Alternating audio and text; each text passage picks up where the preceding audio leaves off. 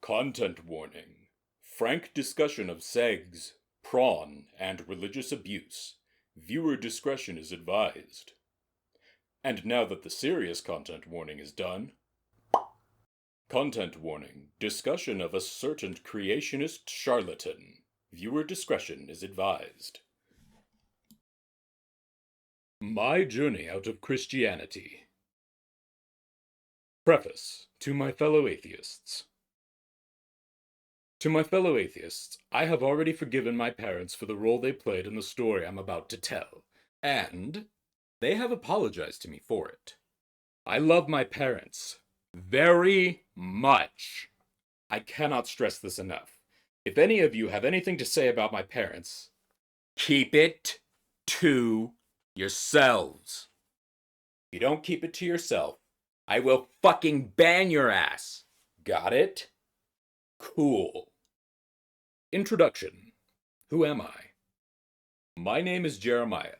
Yes, after the book of the Bible. And I go by Minute Rice 1954 online.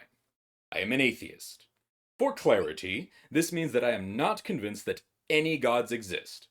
Some atheists truly believe that there is no God, but you generally cannot prove a negative.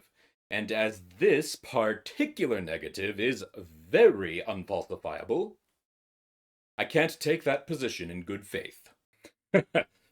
Faith. What a funny word to say given what's about to follow. Part 1. The Beginning. I was born in 1995 to Christian conservative parents, who will for their safety remain unnamed. As such, I was raised to have Christian and conservative beliefs. I believed evolution was a lie. I believed Jesus Christ was our risen Savior. I believed that the Republican Party was here to save America, and that Ronald Reagan may have been the second coming of Christ himself. Well, I didn't literally believe that last one, but a similar sentiment was there. I believe none of these positions now. Here's what happened. Part 2. The Naughty. Oh my. When I was 12, I discovered porn, as many cisgender teenage boys do. While I won't diverge my personal details on sexuality here and now, needless to say, I was hooked. Unfortunately, as many of you already know, Christianity is a very sex-negative religion. To quote Jesus fucking Christ himself. You have, heard that it was said, "You shall not commit adultery." But I say to you that everyone who looks at a woman with lust has already committed adultery with her in his heart. If your right eye causes you to sin, tear it out and throw it away. It is better for you to lose one of your members than for your whole body to be thrown into hell. And if your right hand causes you to sin, cut it off and throw it away. It is better for you to lose one of your members than for your whole body to go into hell. I don't know why that performance came out that way, but okay. Matthew 5:27 through 30. New Revised Standard Version. Updated Edition. I'm sure many of you here are already deeply familiar with that verse. It's a source of deep shame for many. Certainly was for me. Throughout my adolescence, I tried to hide the porn from my parents. I knew it was wrong because the Bible said so, and I was Christian.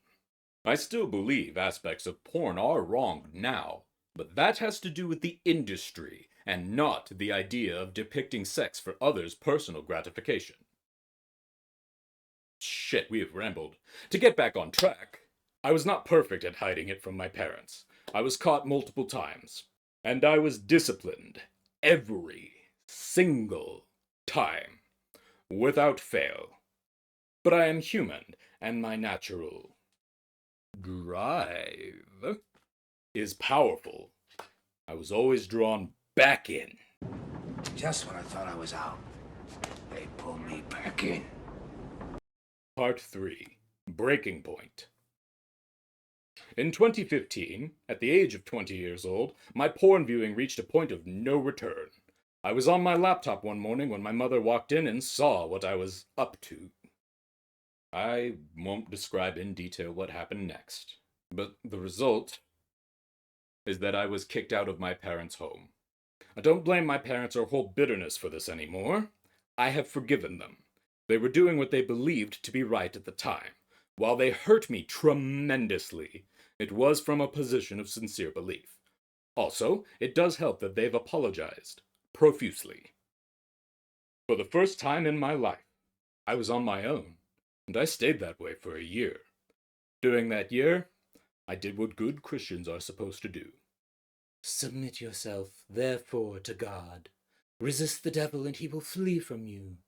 Draw near to God, and he will draw near to you. James 4:7 and part of 8. NRSV, UE. I went to church. I read my Bible. I was desperate to get right with God. Do you want to know what I heard? Guess. I'll wait. Nothing. Nada. Jack and shit. At the time, I was surrounded by people who sincerely wished me to find my path to God. But you can only hear nothing from the big man for so long. Part 4. Adrift. In mid-2016, I stopped going to church. I didn't do it on purpose.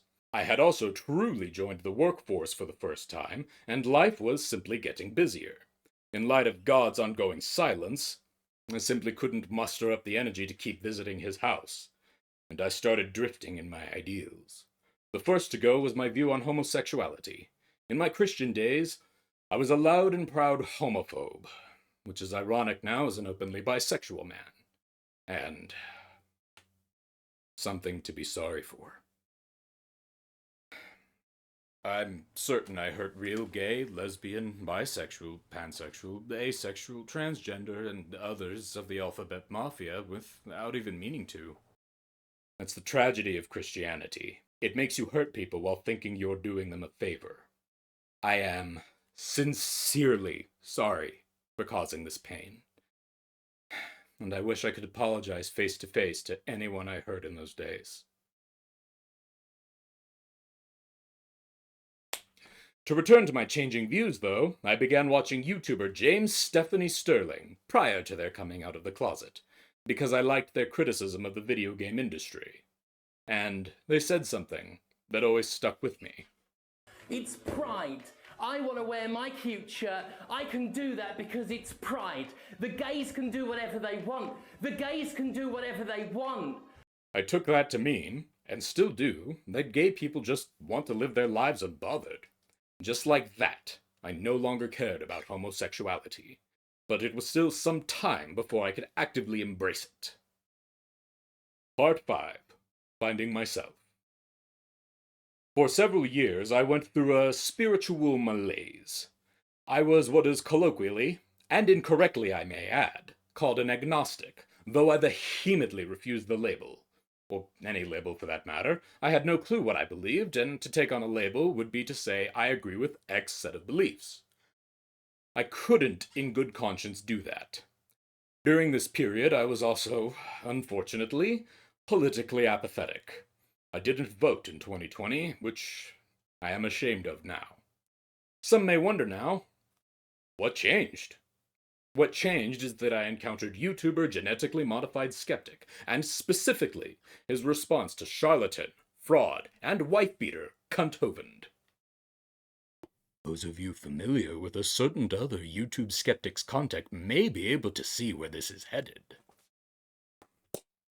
Aaron fucking raw. I found his conversation with Cunt on the Non Sequitur show, which, of course, led me to their video exchange debate. It was a moment of magic, if you'll pardon the expression. Not only did I watch Cunt get completely eviscerated, I learned a great deal about evolution that I hadn't known before. And I learned one more, very important thing. I learned that an atheist is not the strawman caricature that Christians always told me they were. I learned that atheist really means without theism. I was already unsure of a God belief, and seeing it put this way made me realize. I am an atheist, and I have been for a while. Part 6. Freedom. The realization that I am an atheist was freeing. Suddenly, I wasn't worried about the fate of my soul. I now in fact reject the claim that souls exist, on lack of evidence. Note, I do not necessarily believe souls don't exist, but the data for that position is looking grim. Suddenly, I had the room I needed to figure out who I am. And so I did. And I have been for several years, and I will be continuing to figure out who I am until the day I die. But I have enough confidence in myself now to be loud. And so, I will be loud. I will not shut up. I am an atheist. Deal with it. Conclusion. For now, I'll leave the topic of religions to rest. This channel is a place where I want to be completely free to pursue the whimsies of my mind. To that end, unless extenuating circumstances make themselves known, my next project will have nothing to do with theism or atheism. In fact, my next intended project is to make a video about why Star Fox Command is good, actually. So, to put a point on it, this is a variety channel where I write about whatever the fuck I want. To put a very happy bow on this whole thing, in 2022 I reached out to Aaron Raw to meet in person, and to my surprise, he agreed. It went very well. So well, in fact, that I am now both honored and humbled to call Aaron a friend.